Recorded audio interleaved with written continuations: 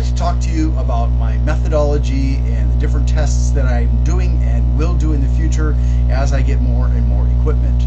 At current time, I have in excess of 200 different fans from many different brands, some of them famous, some of them pretty much unknown, and I intend to test all of them using this methodology.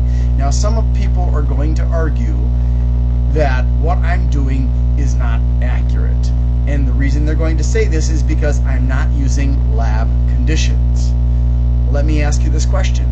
How many of you run your computers in a lab under highly controlled conditions, where wattage is controlled and amps are controlled and volts are controlled and temperature is controlled and speed is controlled? Everything's locked down. None of you? Well, that's the same for me. And that's the same for the vast majority of computer users. They don't keep their computers in a locked down state where it always runs in a very predictable way. They use it as it was intended to be used, with variability. So when you look at test results from a lab, there are things about that that are very good. We can tell in an isolated, idealized way how well, say for example, a fan is going to push air, and how well it'll push air through a barrier. We can find out how fast and how slowly it can spin. Are the manufacturer's numbers relatively accurate or very, very inaccurate? We can find out how many watts and amps and volts that the fans are actually using.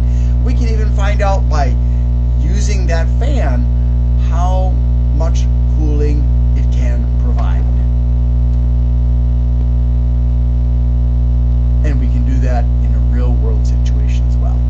Now, people will argue, and I've heard this from Gamers Nexus and from other places, that we have to do this in a controlled fashion. And I see lots of reviewers, and I have great respect for them, and they do things in a controlled way. They lock down as much as they can to eliminate variance.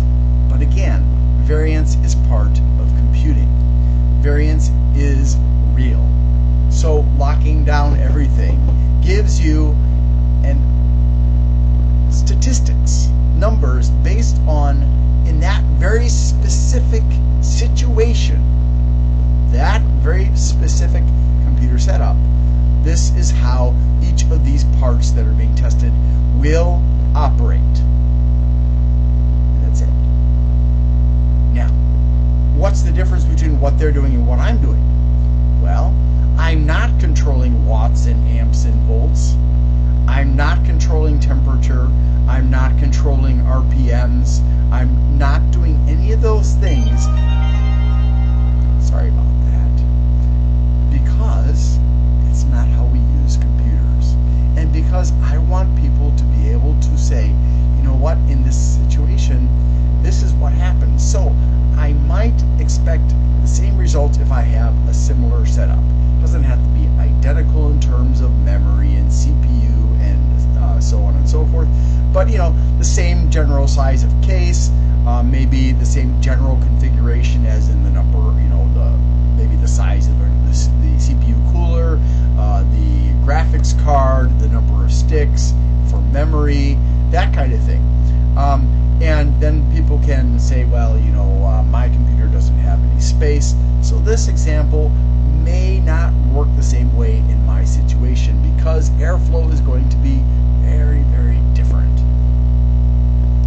And that's true. Oftentimes when you put a computer into a tiny little case, you get different results. You have to make air flow in different ways because there's very little space for a cooler and fans in a tiny computer. An ITX, for example, or a micro ITX. Okay, so then you're going to say to me, well, Glenn, why don't you then buy different size computers and put together different computers? Well, number one, I just can't afford it. I have 2 kids and I'm a widower.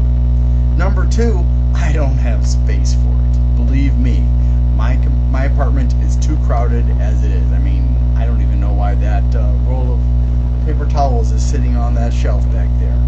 Kids. If I had a multi-billion-dollar corporation at my disposal, like Amazon, for example, I would be able to do something like that very, very easily. I could probably test hundreds of computers, but I don't. I'm just a man on a limited income with the goal of providing real-life data to real people like you, so that you can take that into consideration along with the reviews from other people, and you can say, oh, well, in this situation, I probably should get this or that. Now, I'm probably never going to be reviewing some of the more complicated things like motherboards and well, as far as testing is concerned anyways, and graphics cards, and probably not even memory, CPUs. I'm probably going to stick to the simpler stuff because I'm getting old, and some of that stuff is just, it's going to take too much time for me to figure it out. Now, I may figure it out eventually, I may not, but at this point, I'm looking at the stuff that I feel is within my grasp, and that includes fans and thermal compound and CPU coolers. So I'm starting with the fans. So please forgive me if I say I am using a Corsair IQ 5000X RGB mid-tower case. Inside, I've got an Asus Tough Gaming H670 Pro Wi-Fi motherboard. I've got 64 gigs of memory from Patriot. It's Viper Steel, 3600 megahertz, and the CL is cast latency is 18. I've got an i7 12700K Intel CPU. Let's see, I've got the Noctua U12A or NH-U12A CPU cooler, and I've got the XFX Radeon 6800 RX 6800 XT Merc 319 graphics card.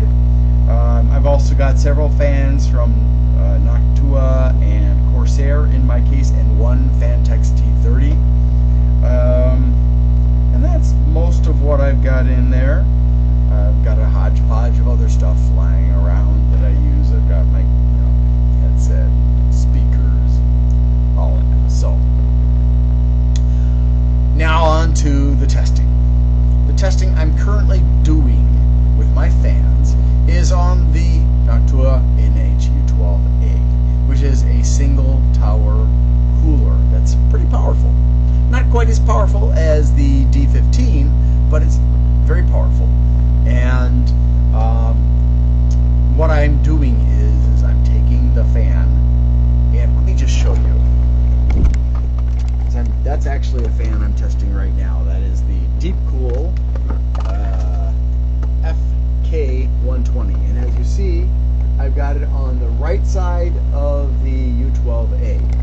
So I run tests on it on this side, and then I switch it over to this side, still blowing in that direction. So this is a push configuration, which would be kind of similar to pushing through a radiator, but not with as much resistance as a radiator has. And then when it's on the left-hand side, it's a pull configuration again through the heatsink. It's similar to going through a radiator, but not as restrictive as a radiator. So why am I doing this? What's the purpose? How does this help you with understanding how well a fan is going to benefit you? Well, this is specific to pressure, or static pressure more specifically. So I don't have a manometer, which is a tool that's used to measure dynamic and static pressure. And I've been having a darned challenging time finding one that is appropriate for fans, because they're generally designed for HVAC systems. And although I can't give you static pressure numbers as other reviewers with the proper equipment can do, What I can do, however, is I can rank fans based on their performance on the U12A. And I can let you know the ranking. How am I doing that? Well, right now I'm doing that by using the CPU cooler, and I'm checking the temperatures. I don't have it on a fixed RPM. I have it on the turbo curve of my motherboard. And so I look, and I have all of the other fans set to minimum RPM, absolute minimum that I can get the settings in BIOS to go to. So they're all running very slowly, so the CPU cooler fan has to do most of the work. And with only one fan on there, they have to do a little more work than if there are two fans. But to be honest, two fans generally does not provide, if you would think that you get like a 100% improvement or maybe a 50% improvement. Well, improvements between one fan and two fans are much, much smaller than that. So don't be surprised when you see the numbers. So again, I look at the temperature of the CPU as I put it through different tests. The first test I run is a control, and I just look at the temperatures of the CPU, two different sensors, as well as the motherboard and the VRM thermistor, to find out in BIOS what the temperatures are. That gives me an idea of what the minimums that I should see will probably be. Then, after that, I boot up into Windows 11, Windows 11 Home, and I open up ASUS Armory Crate, Corsair IQ software, and HW Info 64, and I take a look at the temperatures there. The temperatures are higher because I've got a light load running on my computer, and I note all that down. I've got a laptop that I use to take all the data down. Then after that, I close IQ and the Armory Crate, and I open up 3D Mark. Now, for those of you who don't know what that is, it is the go-to graphics card testing suite for the industry, basically, or for at least for hobbyists. And I run one of the tests that's called Speedway. It's not a particularly long one, but it does push the GPU for a while and to see what's going to happen. And then I take, after it completes with HW Info 64 still running, I take down the data from HW Info 64. And when it's in BIOS, I only get one number for each sensor. But when it's in HW 64, I get two pieces of data per sensor. So I take all that, I average it, I figure out the range from the minimum and maximum, how many degrees difference that is, and I then take, for the CPU, I take the two sensors data and I average those out to find out what the minimum and maximum temperatures and average temperatures and average range of temperatures is for the CPU based on those two sensors. Then I do the same thing with the motherboard and VRM, but there's only one sensor that's being used. After that, I look at my data and I rank it based on the maximum temperatures of the CPU average, then the average temperatures, then the minimum temperatures, and finally the range can be considered as well, if necessary. But it's almost never going to get to that point, because having three data points for two different fans that are exactly identical at the point that I'm at least is not going to happen. 3 is going to be pretty rare. I'm sure it'll happen eventually, and then I'll have to look at the range. But otherwise, it's not that important. But I have it there as a fourth data point that can help me in the event of a tie. Right now, if I have a tie, then I consider the data that I've got to figure out what it is that should be ranked higher as opposed to the other ones. And I try to be very impartial about it. I don't consider, this is a Monisun brand. I love Monisun, so I really want to rank this above the Noctua. No. I look at the numbers. I don't look at the brands. I don't look at the models. It's not about names. It's not about that stuff. It's about the data for me.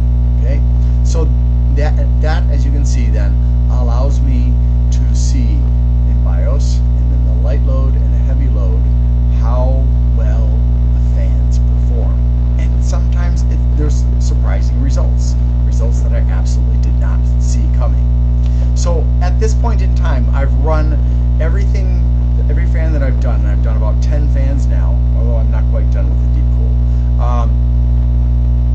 And I have run each fan through once on each side. Well, not exactly. I did some where I did it on both sides together, like the Noctuas, and then the Corsair ML120s and the Corsair SP120s. But all the other fans were only run on one side or in combination with a different kind of fan. And I did that more for my own benefit than anything.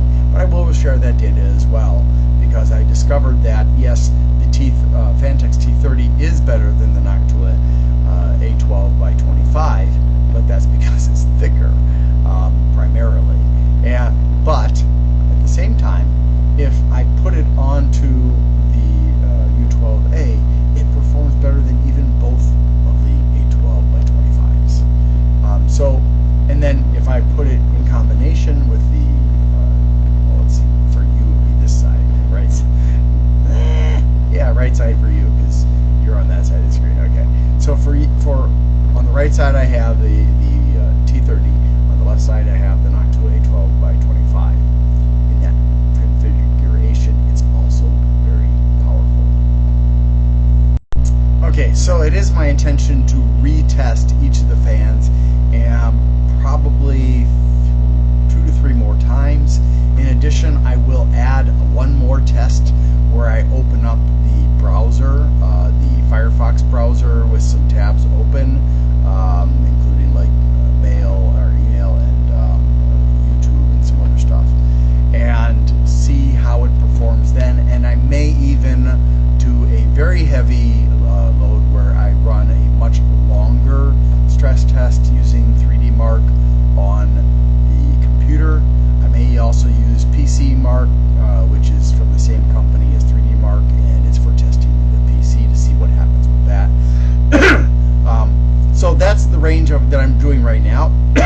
I have been trying to find a really good anemometer, which is used for checking the airflow and the velocity of the air passing from a fan.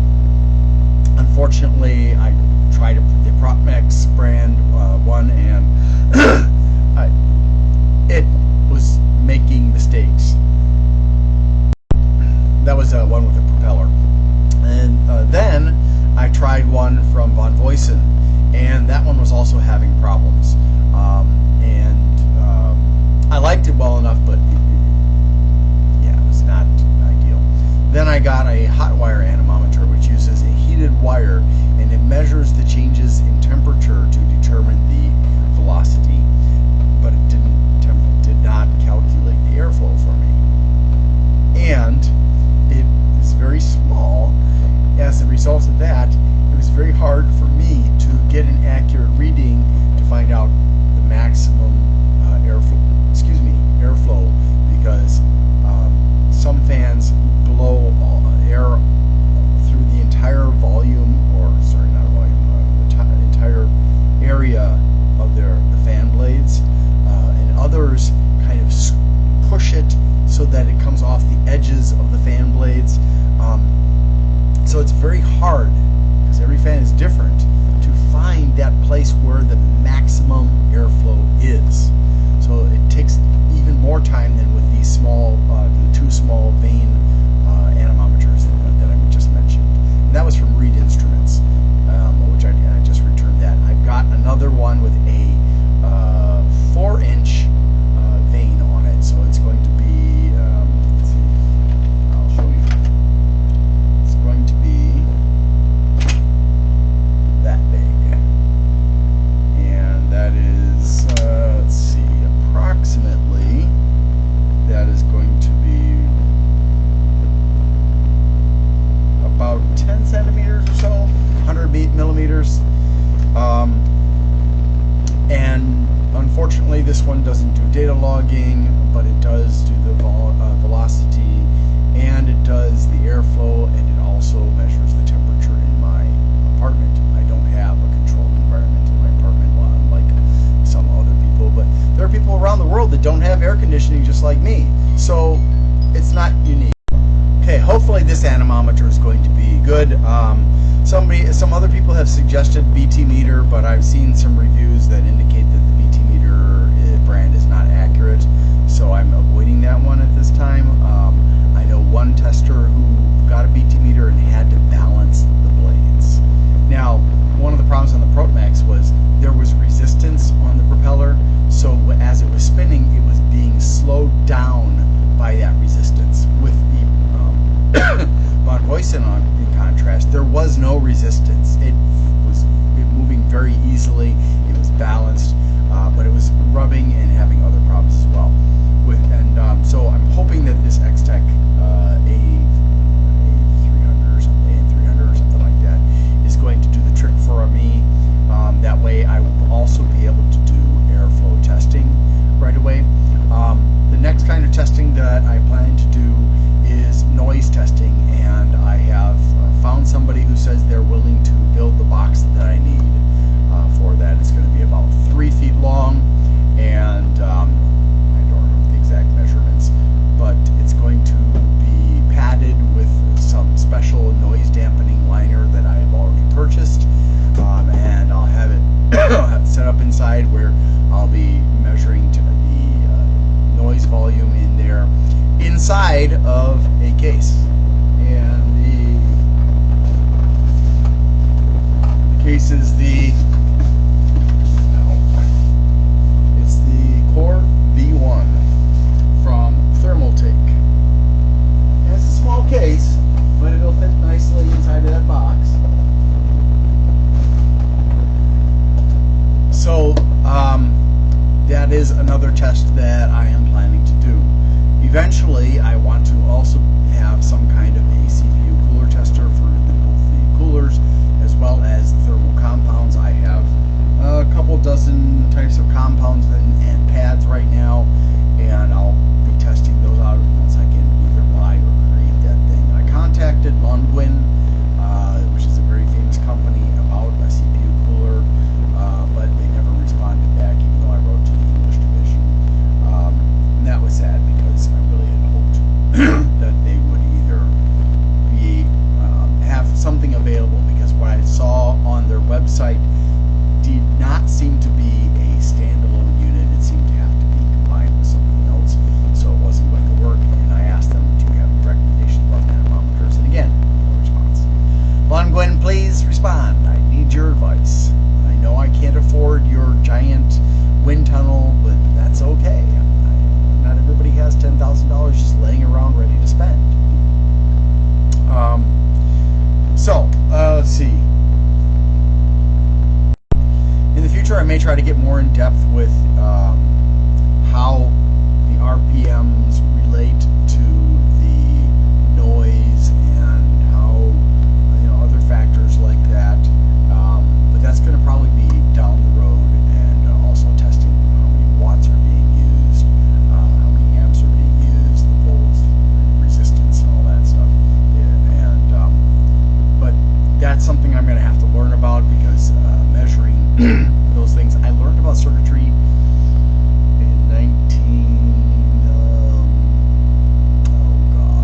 it was in the late 80s, early 90s, and I learned a bit about using a multimeter, but I really don't remember much of anything about it, so pretty rusty on that. I'll have to dig into learning more about that so I can do that for you. But again, I've got lots and lots of fans. I do actually have a small number of coolers. I've got the Thermalright Peerless Assassin, not the SE version, the regular version. I've also got the Akasa Soho H3, H7, something like that. I've got a couple or 3 other small ones. And so I'm looking forward to eventually getting to the air coolers, and then maybe eventually in the future to water coolers as well. But I am going to need support financially, because I'm not going to be taking, except for under very stringent conditions, sponsorship from companies, because I don't want to be compromised. I want my data to be reliable, and that you know that I'm not being a company shill. If I like something, I'm going to say it's good. If I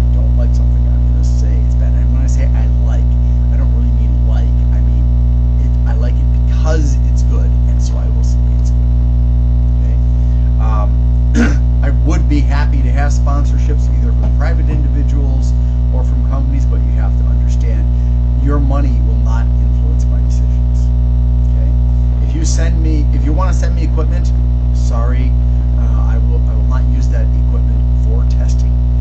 However, if you want to support me financially, what I will allow for is you will send me like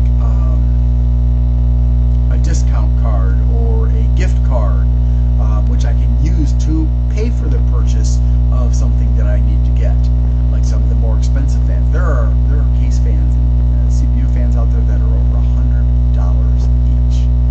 I can't imagine that they're that much better, but who knows? Maybe they are. And one of these days I'm going to get around to it.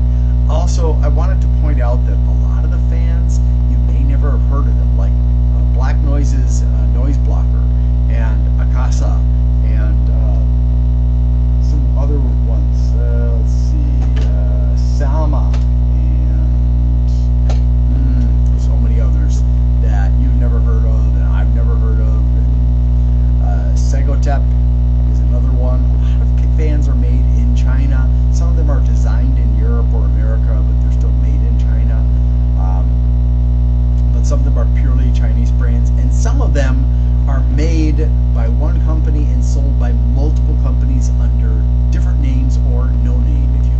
If you happen to browse through, you will find them at different price scales, and that's also true of anemometers. I discovered at one anemometer where one version was under $20, another version was like I think $70, and the third one was over $100, and it was the exact same fan. I even found the company that manufactures it. They sell them in bulk for like $5. So it was not surprising because I've noticed this many times before, like on Amazon and Newegg, that there are companies that are deliberately doing this kind of thing. But yeah, so I realize there are going to be objections that people are going to say my testing is not valid, but my testing is no less valid than anybody else who's trying to do it consistently for every single fan that they're testing. And again, I'm doing real world testing as opposed to highly controlled, ideal testing results where you're only testing one thing. And that's not realistic. So, I forgot to mention, when I'm going to be doing the testing with the anemometer, I do have different kinds of barriers that I have purchased.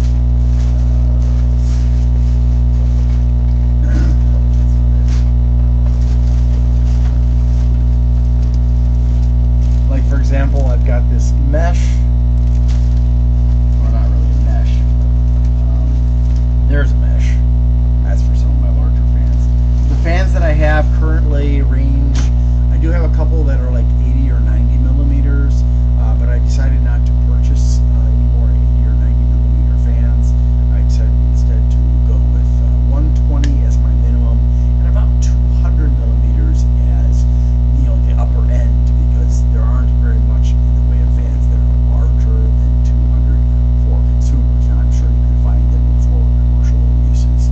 And I found a fan.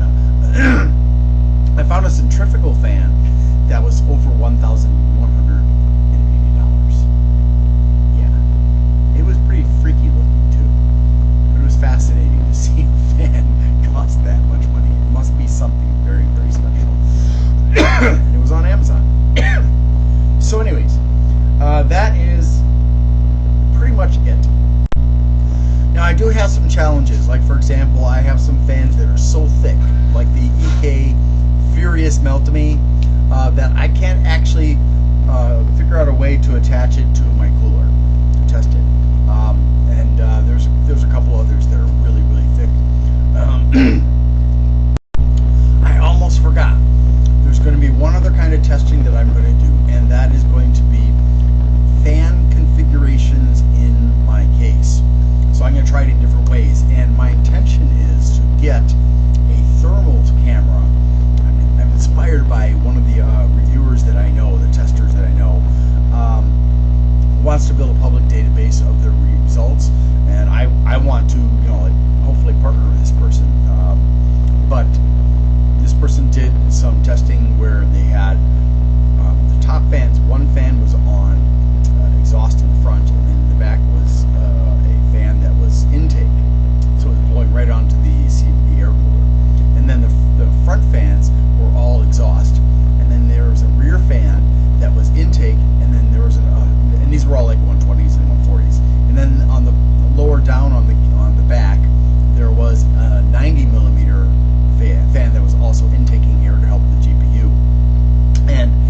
person used